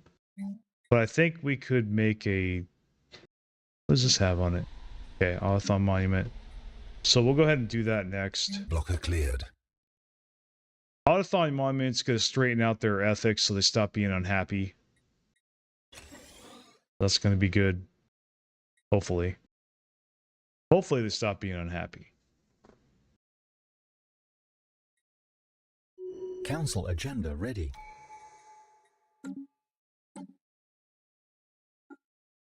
And we finished our first tradition tree. And we've got... So we can pick our first perk. So with this build, technological ascendancy without exception. No question about it. Honestly, it's kind of hard to not pick this, to not have this be a first pick. It's really difficult not to pick this first. I used to pick transcendent knowledge for the extra scientists, but really at 10% research speed, man, that's hard to argue with. And then getting rare technologies more. Yeah, like Dyson swarms and arc furnaces. Yeah, kind of want that. Star system charted. So it's kind of something you can't say no to. Not really. Okay, we got Evolving Society. That's going to be very helpful. And we're going to go with, hold on, what's this other thing? Growth, don't care about that. Now, we could expand the council, but that doesn't really interest me right now. We're fine the way we are.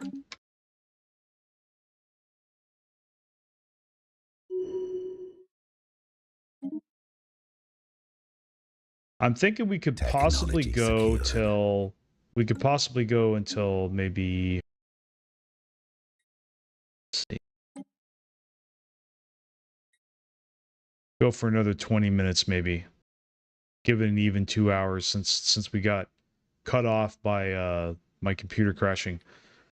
So afterburners, we want powered exoskeletons. That's going to get us robots. We want robots as soon as possible. So yep, that is part of the build. These vampires like robots. No, it's like I said, this is an unconventional vampire build. Vampire theme. Smart vampires.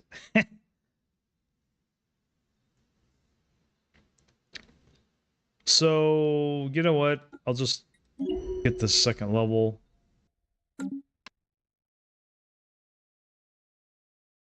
Yeah, we could really use another planet. We have 100 influence. I really don't want to pick that one up. That's not very valuable. Why don't we just go ahead? This one looks good. Get that for the resources.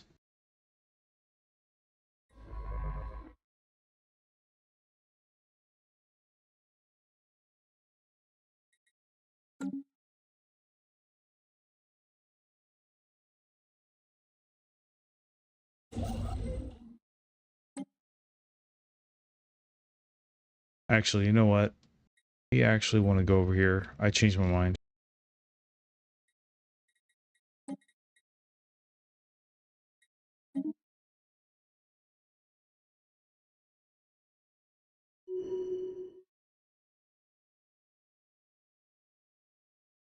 Construction complete.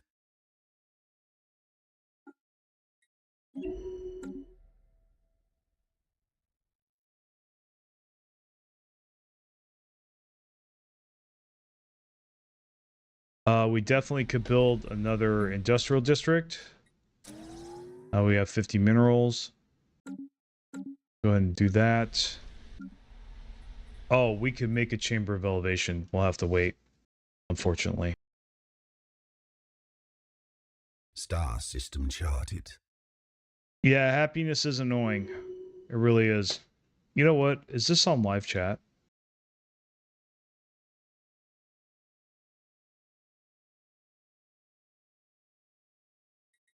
Okay, so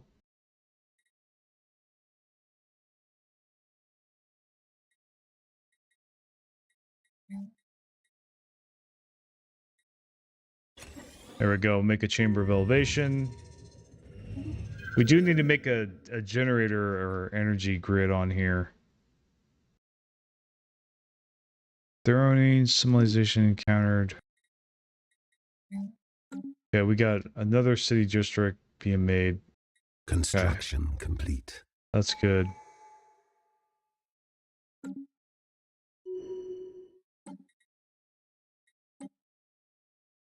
I guess we'll pick that. I like our food game because later on we'll have problems with it, so.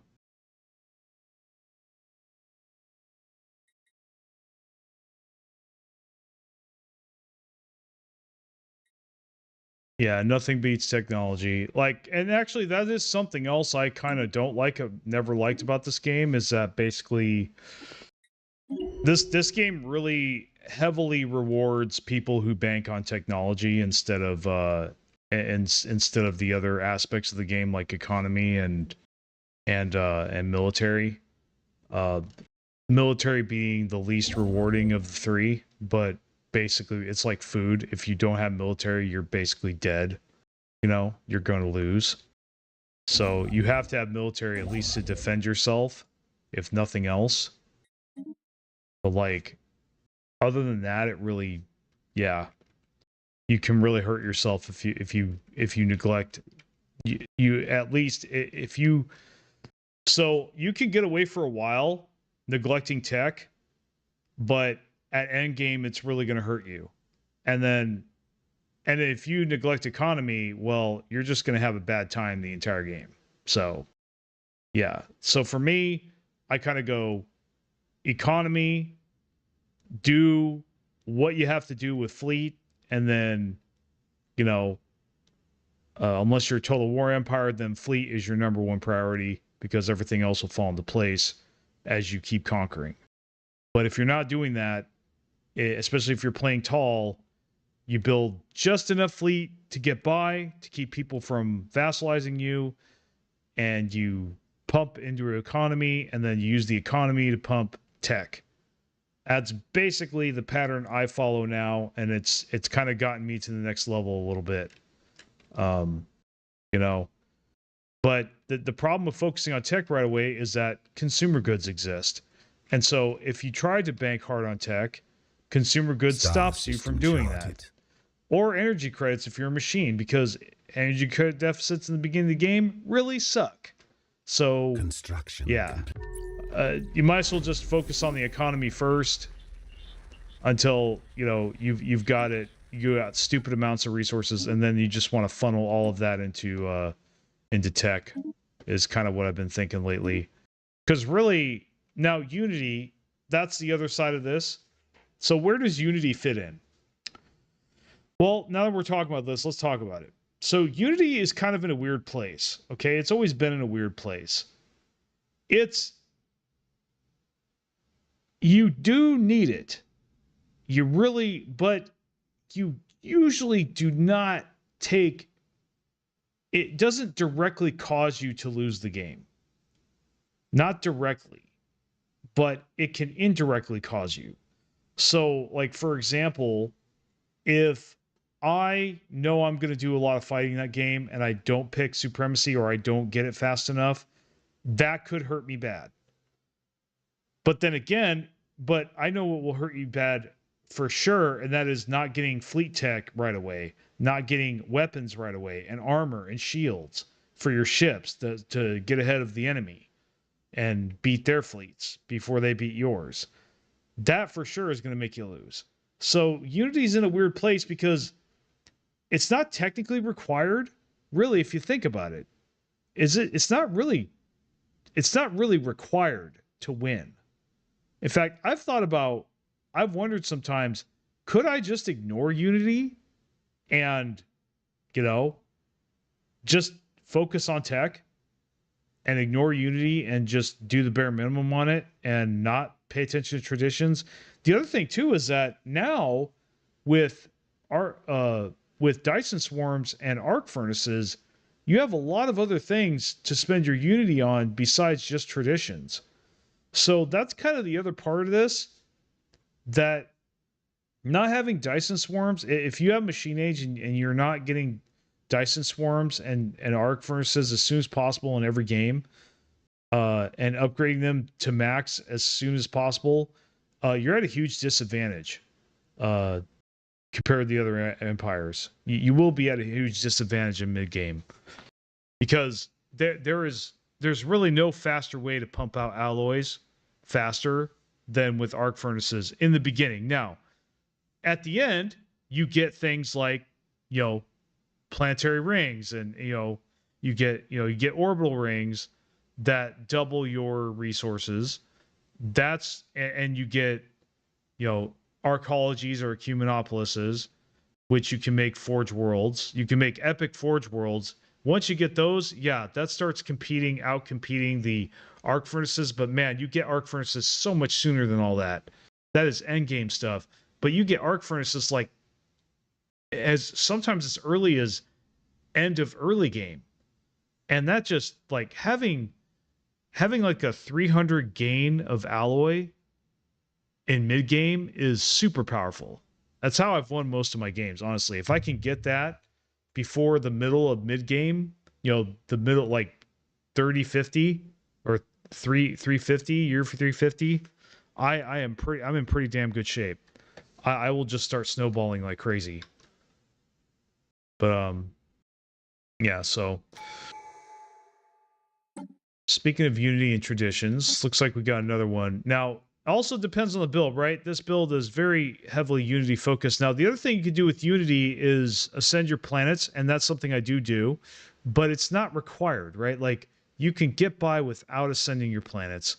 It's just you might have to build a little wider or whatever, or take advantage of some other bonuses. Now, for this build, the second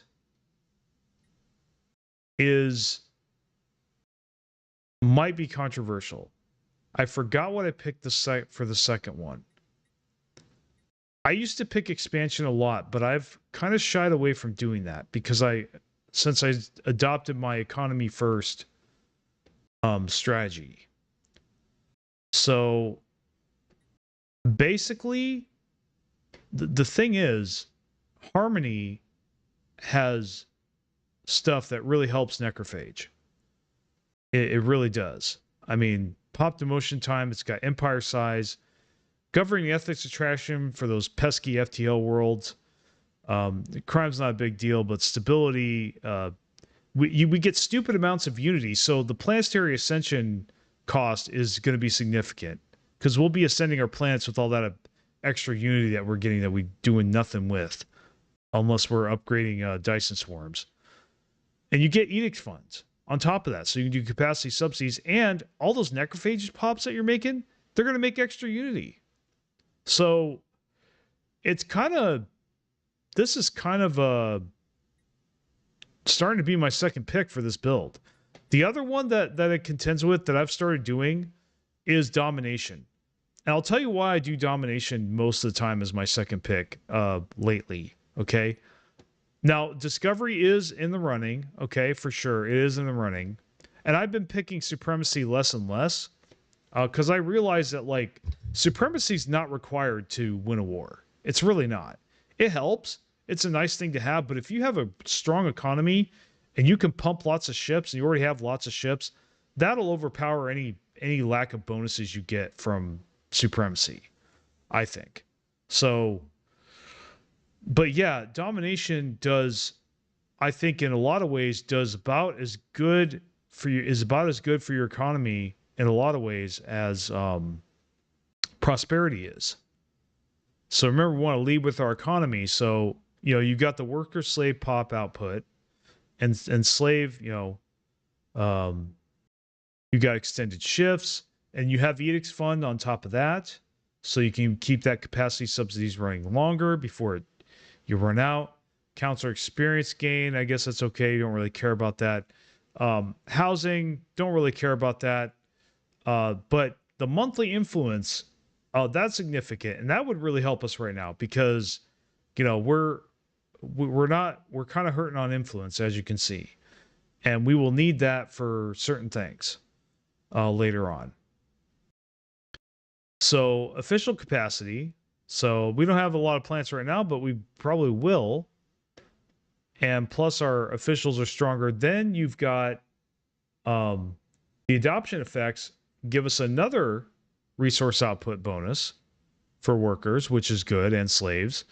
And then empire size on top of that. So that is it's basically an all around decent second pick, I think. I've changed my mind about it, and I haven't been disappointed. Now, Discovery, it is tempting. Discovery is tempting. It's just the thing of it is, like, I learned the hard way. I'm learning the hard way that you have to work on economy first. You have to get that. It's no different than any other strategy game.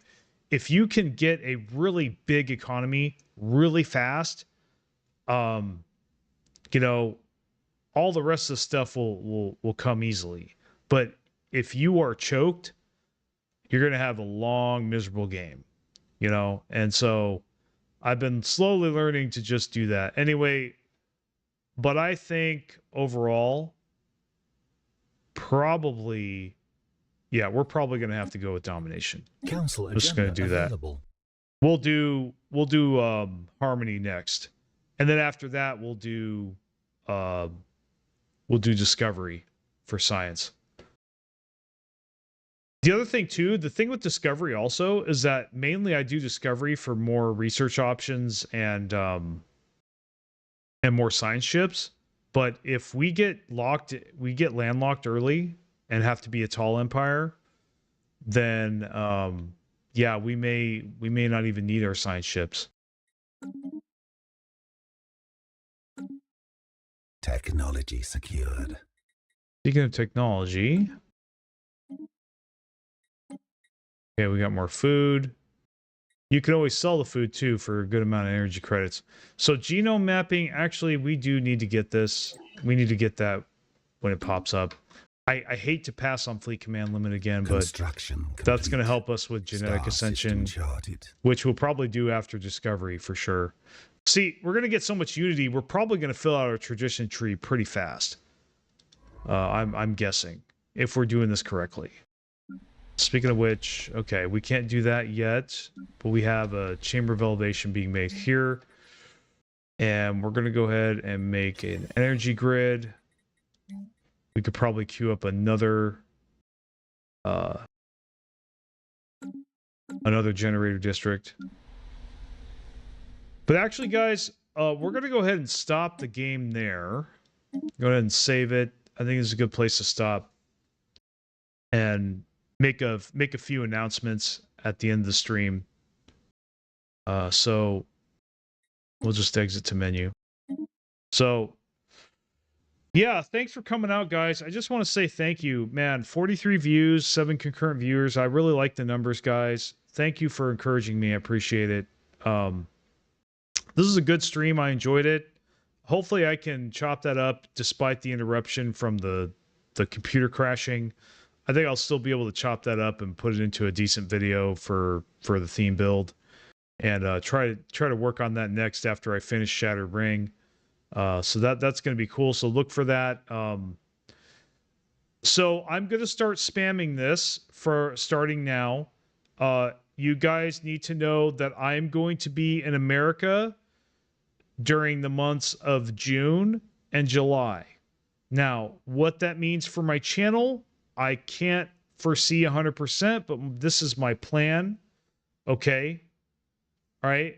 Yeah, thank you. I enjoy it too. And so this is my plan going forward, guys. So I plan on having a backlog all the way to September. I'm going to start working on it very soon and just plow away at the videos and kind of make that my top priority until I have a backlog dated to September so that you guys are getting content the whole time that I'm gone. And you won't even notice that I'm gone. The only thing that I won't be doing is possibly streams, but I may still do that, but they might be more casual. You know, they may not be gameplay. I might just be talking shit and screwing around, which is fine. You know, and we'll have a good old time. Maybe, you know, I could just share stories about my journey in it, you know, being back in America and what it's like and everything and how I feel about it being back there, you know, after having been in the Philippines for a year. I might discuss that a little bit. I might do a year review. We'll see. I think that's something that just occurred to me that I could do. You know, a yearly Philippines review. I don't think that would hurt, though. It would be kind of hard to talk about because there's a couple really important things that happened that I don't really feel like it's safe to talk about without possibly, like, you know, bad actions happening. So, you know, but I will tell you guys this as a prelude. I am gonna give the Philippines a positive review overall. Overall, this is possibly one of the few times in my life where the grass was actually greener on the other side. Gotta admit it. There's only one big area that didn't pan out. One big hope I had that didn't pan out, but you know what? You know, it is what it is. And that isn't the basis for my life, and that's not what I should be focusing on anyway. So, yeah, that issue will take care of itself if I do my work well. And I don't even know if I will even need it in the end. And I'm not going to say what that is because that's not what this channel is about. But you guys can read between the lines what that might be. For me, you know, I just like doing this, man. I'm focused on my purpose and path. I have great friendships and relationships today. Plenty of friends, and I love interacting with you all. And I've grown so much this year. I feel as far from the person I was when I moved here as I do from the person I was when I was not sane. I'll just put it that way. Because I can't really reveal that either. So, you know, that's personal, but yeah, I mean, really. But yeah, guys, I'm going to America in June for tax reasons. Obviously, in order to keep my American benefits, the tax people explained to me that I need to be in America for at least a month every single year. So I'm going to do my obligatory month plus in America. I'm going to be hanging out with Mother Duck. You know, I'll be staying with them, and hopefully we'll be having a good old time. I'm actually really thinking hardcore about, because see, there's a track right next to where I live, and I think I'm just going to ruck and run, man. And I'm just going to burn that fat off my body, man, whatever's left, if it's not already gone by then. Speaking of which, guys, in the looks department, I am noticing changes, good changes. I don't have a six-pack yet. I don't, you know, I still got my flaws, but man, I am definitely looking better in the mirror than I did when I got here. That is 100%. I cannot deny it. It is undeniable at this point.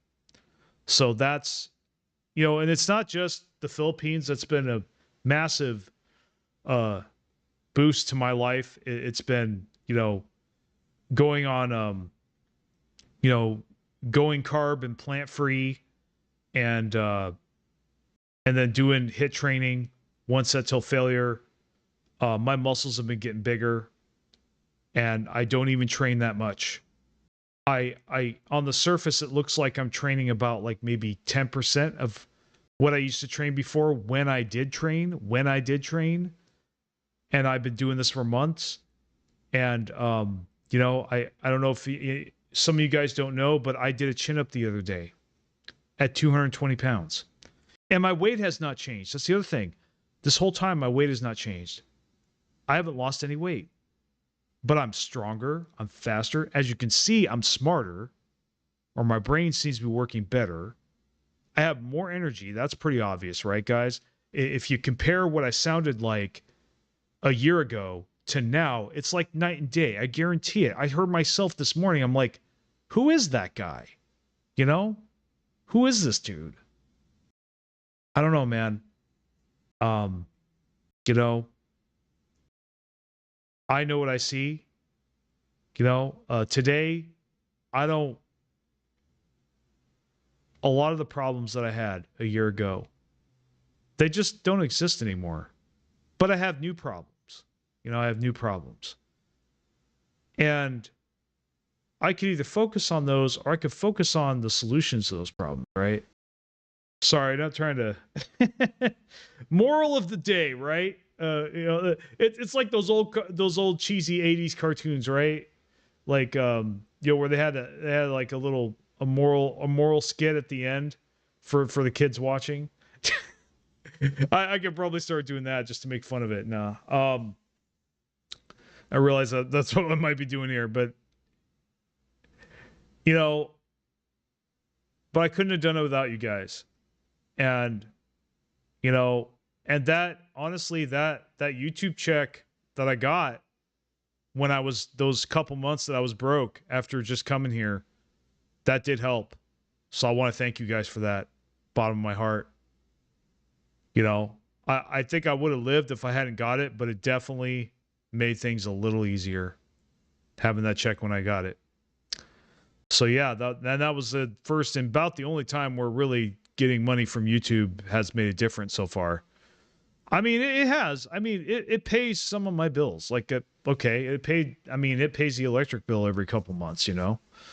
So I just want to thank you guys for that. That was good, you know?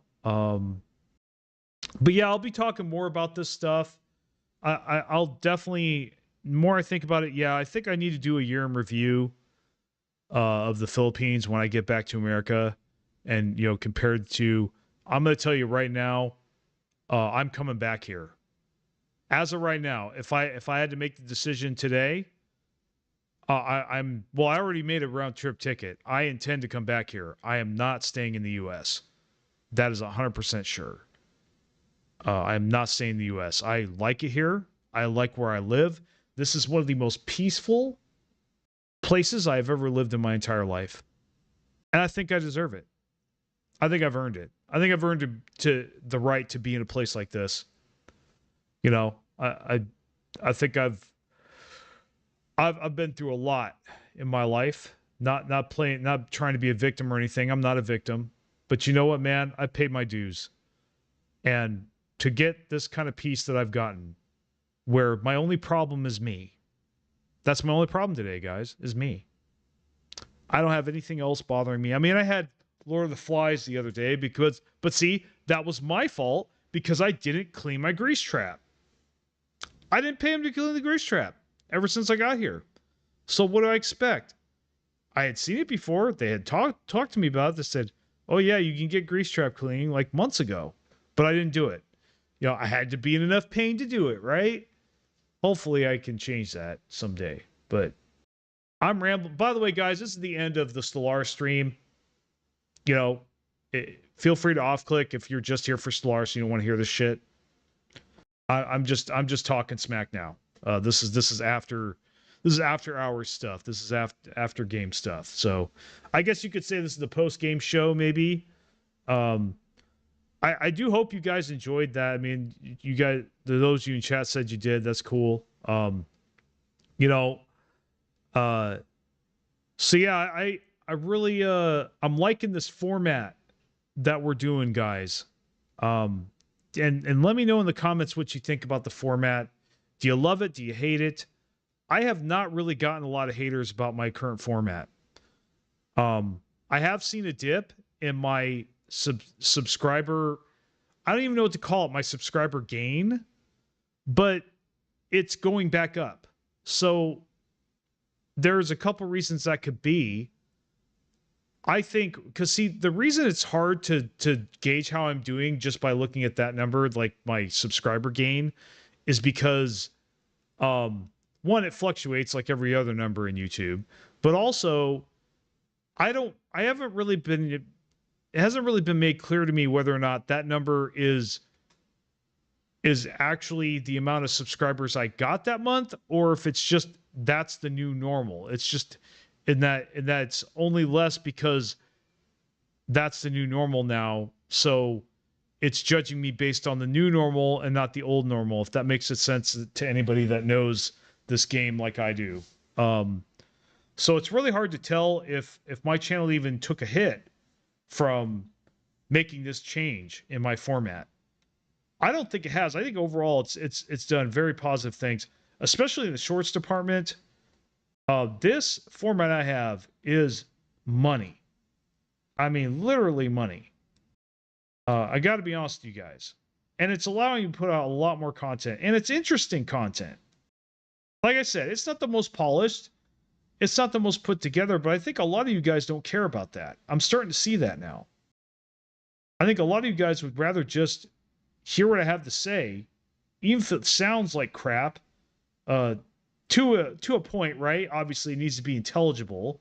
You need to be able to understand me, but like, in fact, there's some of you guys that you'll put up with me even if I'm cutting in and out, which thank you for that, by the way. I wouldn't do that, but me personally, but yeah. So I'm starting to think that, man, I could be a little bit more lax on this, not in a bad way, not in a neglectful, lazy way, but in a more efficient way, right? Like, why should I put hours of stress into a video when I can do it in an hour? It's kind of like with the HIIT training, with my exercise.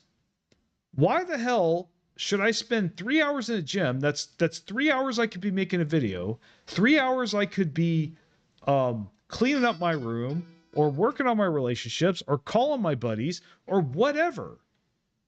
Why would I spend that time in the gym? If I don't have anything better to do but be in the gym, dude, I need to look at my life. I'm not judging anybody that likes being in the gym. If you like being in the gym and that's actually your thing, I'm not talking to you. But I'm talking to like maybe, I'm talking about like being there because I think I have to be or because I have nothing better to do. That's not a good reason to be in the gym.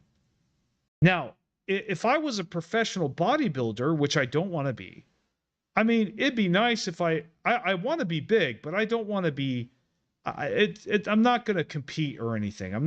That's not my goal. That is health and strength and fitness and yeah, to an extent, looking good. Obviously, everybody wants to look good in the mirror. That's nice, but mainly strength and health, and also, my hormones, my T, improving my testosterone, that kind of thing. All that stuff is more important to me than competing in some bodybuilding competition or being hugely massive. So that's not now, but say I was into that, right? Say I was a fitness influencer. Then I might want to have an incentive to spend more time in the gym. But really, even then, man, when I can just spend 20 minutes in there, that's really hard to argue with and be just as smoked and feel just as much of a pump as if I had been in there for 3 hours. I shit you not, guys. This has been my experience every single day. I go into that gym, I pump iron for 20 minutes. I do one set to failure for my back, my pulling muscles, then my pushing muscles, bench press, flies, whatever works your pecs and your shoulders. I do pushing motion, pulling motion, and then one leg exercise. And then I go run as far around the block as I can. I haven't quite been able to make a full block yet. And then I sprint as far as I can. And then that's my workout. And that takes me less than a half an hour. I cover all the bases. And I'm smoked.